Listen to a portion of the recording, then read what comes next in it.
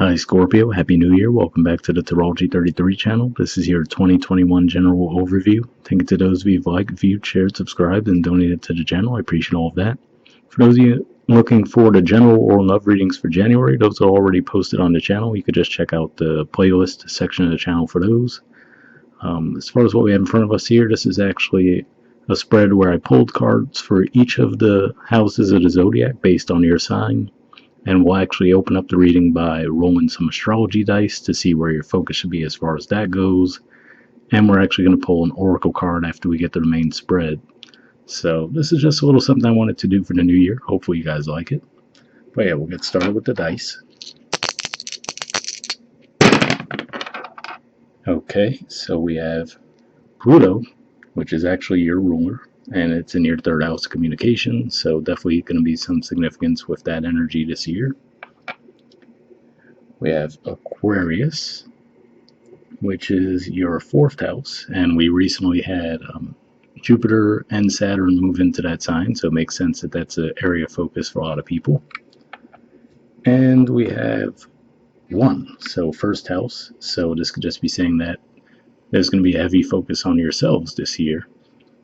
This could also point to Aries energy, since Aries is the natural ruler of the first house, but I primarily see this as saying that you guys are really going to be focusing on yourselves for the most part this year. Alright, so with that out of the way, let's get started with the main spread. Oh, also I forgot to mention, as far as the decks being used, this is the Tarot of the New Vision, and the Oracle card will be from the Wisdom of the Oracle. Alright, so first house energy, we have Strength, which is Leo energy, and Queen of Pentacles, which is Capricorn energy.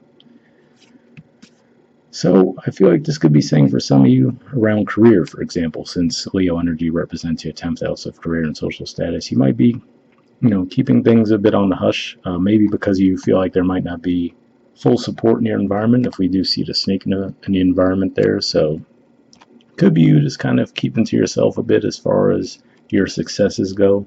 I think there definitely will be some successes for you guys, especially financially and within the career sector. But, maybe you might figure that there are people in your environment that aren't too supportive, so you might be keeping a bit quiet around that, even though you might, want to talk about all of your successes. I feel like you might be keeping them to yourselves a little bit.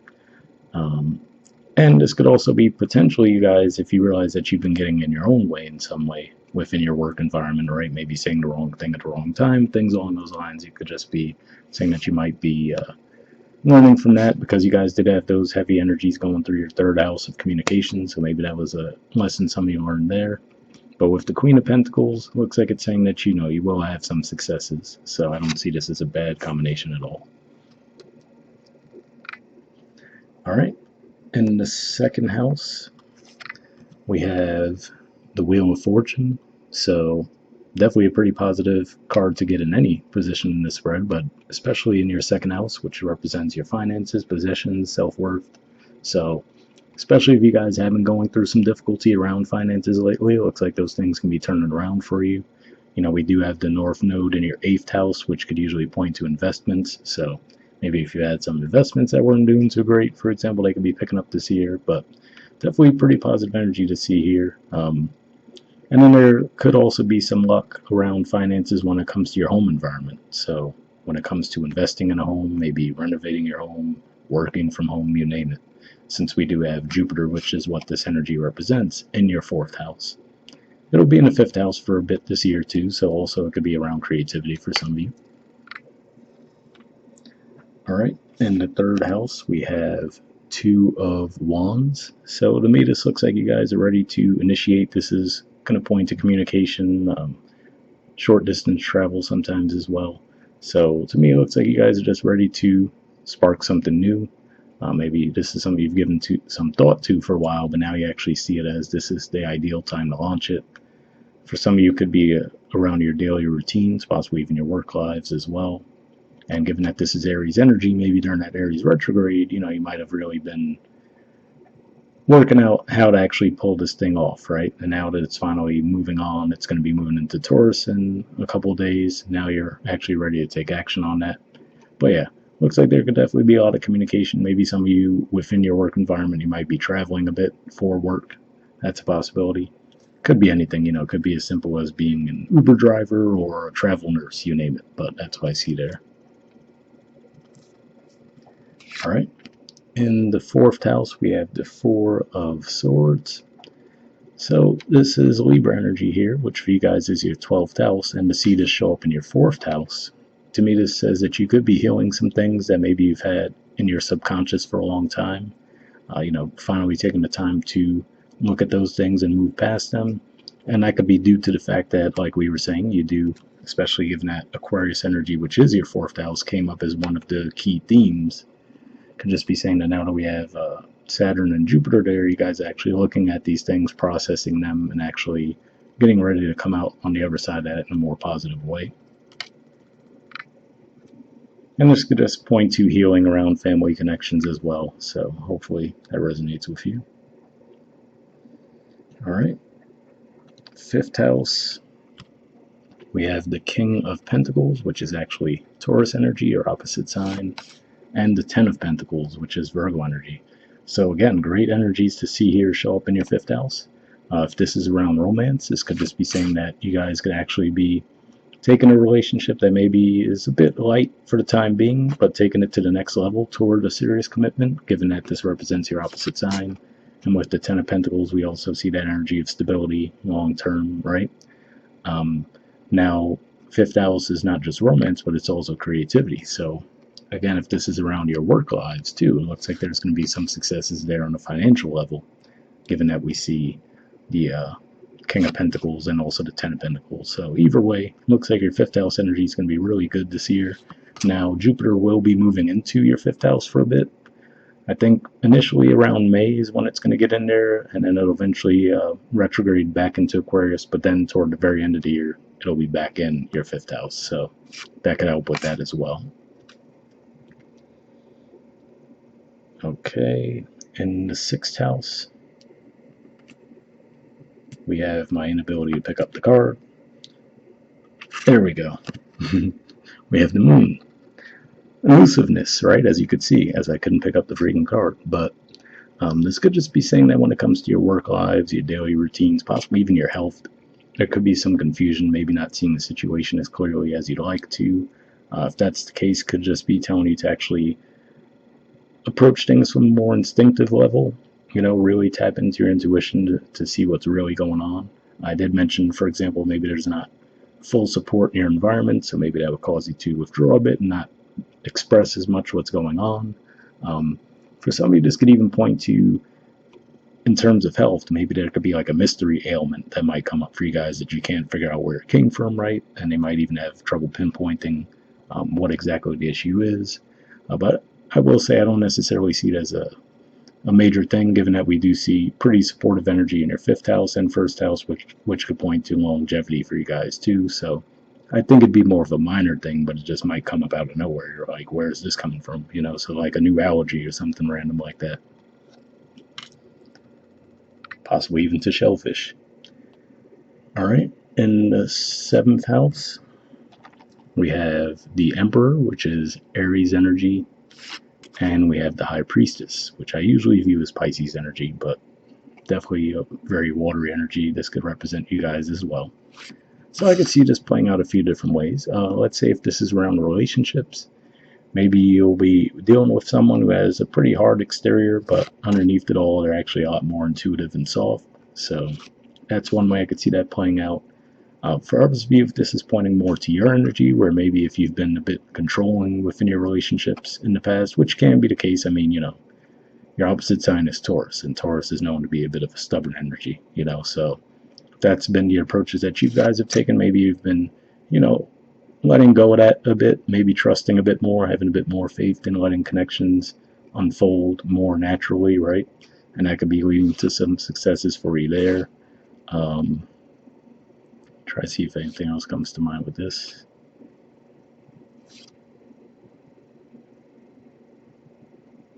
And then this could just point to the connection in general too.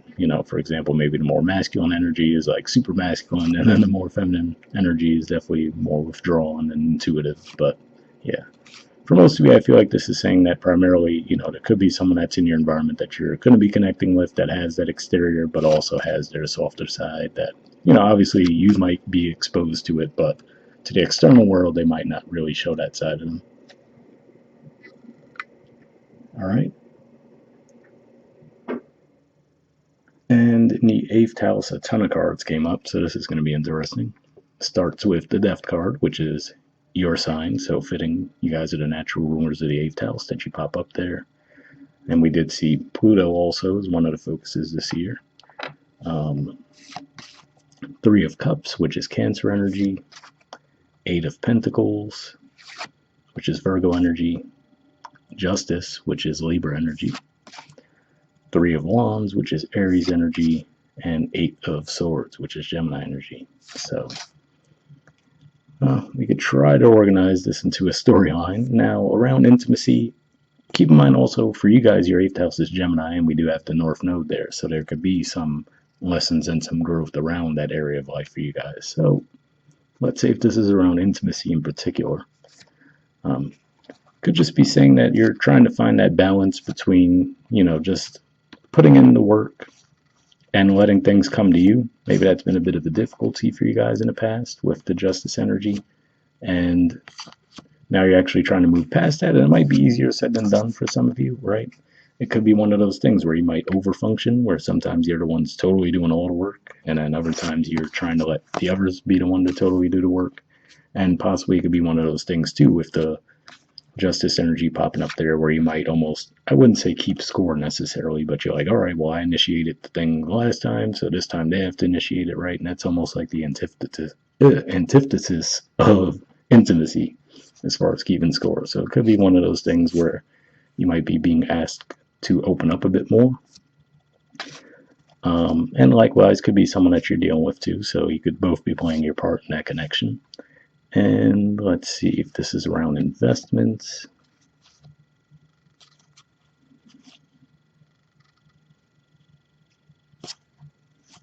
I would say that if this is around investments, it could just be saying that there's definitely going to be moments to celebrate as far as that goes, but also, don't completely let your foot off the gas either, so definitely keep an eye on them, make sure, as far as like, let's just say a super generic example, you invest money in stocks and the stock starts going up and you're like, oh, this is awesome. But it could just be saying keep an eye on it too, because, they might fluctuate. So you have to decide, all right, do I want to keep my money in there and ride through the ups and downs, or do I want to possibly move it somewhere else? That's just a really super generic example, but hopefully gave it some context for you guys. All right. In the ninth house, we have the Fool in reverse. So this could just be saying that you guys might be reluctant to, really go and totally throw yourselves out there into something new, right? Maybe you're holding on to beliefs and philosophies that you might have a bit, which isn't necessarily a negative thing. Let me see, put in the upright while we talk about it, see if anything else stands out. Well, you know what, in this particular case too, though, it could be avoiding disaster. To have the Fool in reverse, which could be a good thing because it looks like there's a volcano or explosion of some kind going off in the background there. So to have this in reverse, to be like, all right, I'm not going to run into the fire, right? That could actually be a good thing in that case. But yeah, I could actually see that tying into what I was seeing there with the Strength card, where I felt like you guys might be holding back a little bit and not, expressing everything going on with yourselves, and maybe keeping your beliefs a bit more to yourself to maintain harmony in some way, but at the same time not sacrificing your authenticity, which is obviously important to you guys. All right, 10th house, we have the Magician. So definitely really positive energy to see in your house of career and social status. And especially given that we see the wheel in the second house, this could definitely be another supportive energy there. You guys popping up in the 8th house, which is energy you're comfortable with, obviously. So definitely looks like there's some ability to manifest some things. And that could be part of what this is too, that maybe you guys have been, working on something that you've been keeping up under wraps up to date. And now, sometime this year you might actually go forward and reveal it. If that's the case, looks like you could get a lot of recognition for that. But above that, it could just be saying that, maybe you guys even come to that realization that, hey, maybe if you've doubted yourselves in some way in the past, or maybe if you've been a bit too humble in the past, now you're actually just stepping out more and showing what you can do, right? Because the Magician's about having all the tools at your disposal. So pretty positive energy there. All right. In the 11th house, we have the Nine of Wands. So this is actually Sagittarius energy here, and around groups, friendships, could just feel a bit guarded. Again, like I said, maybe you're detecting that not everyone in your environment is necessarily trustworthy, right? So maybe you're just being a bit guarded for that reason, feeling like, okay, I don't know how much I should express to these people, right? Because do they have the best intention? Could be one of those things. I don't necessarily see it as a huge deal, but it's interesting to see the artwork in this deck. It looks like there's a bear in the background that he's looking at, so you know, rightfully would have his guard up in a situation like that, right? But also looks like he's being smart about it too. He's not like charging toward the bear with the wand. That probably wouldn't end too well for him, but so it could just be saying that you might have a little bit of discernment when it comes to your friendships and groups you're dealing with. And even though for you guys, Aquarius, wherever 11th house energy isn't Aquarius, it's actually Virgo, but given the fact that we do see the Aquarius energy popping up here, tying into the natural ruler of the 11th house, could be some significance there, or could be telling you to be a bit discerning when it comes to the groups you associate with, your friendships and whatnot, which to me, I feel like that probably comes natural to you anyway. I mean, your 11th house is Virgo, which is very discerning, so probably preaching to the choir there, right? All right, and in the 12th house, we have the world. So, pretty positive energy to have here. To me, usually this points to successful completions of things karmically.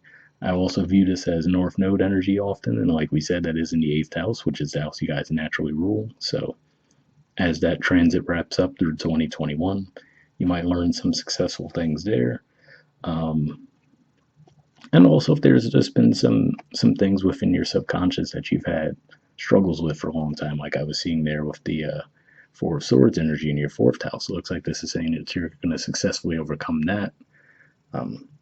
Maybe if there's any addictions or anything along those lines too, that could be something that you might put behind yourselves this year. But yeah, maybe not the most awesome position to have this in, but it's definitely a good card to see anywhere in the spread. So looks like if there's been any way that you might have been holding yourselves back with some self-sabotage or self-doubt along those lines, looks like this is saying that you're going to be overcoming that this year, which would make sense given all the energies we're seeing. All right, so hopefully that resonated with you.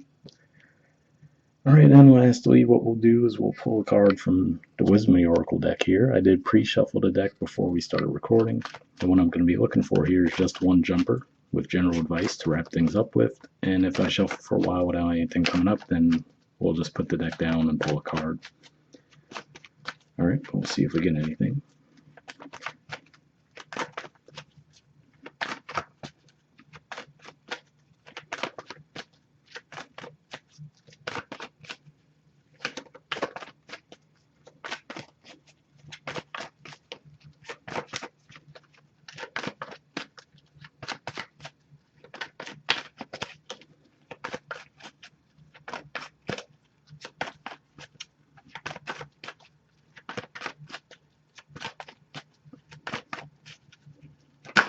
Okay, got one.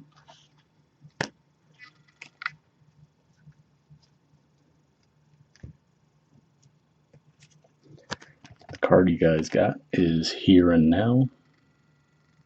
There's the artwork, and the number is 32. So we'll see what that says.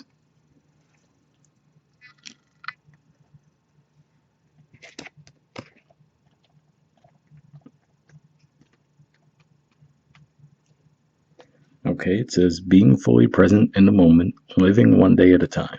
The Oracle's message: everything happens in the now, in the present. Only this moment counts. You have what it takes to handle anything today if you let go of the need to look into the future or reflect on the past. Be present and notice what is going on right now. This very moment has the potential for you to create miracles in your life.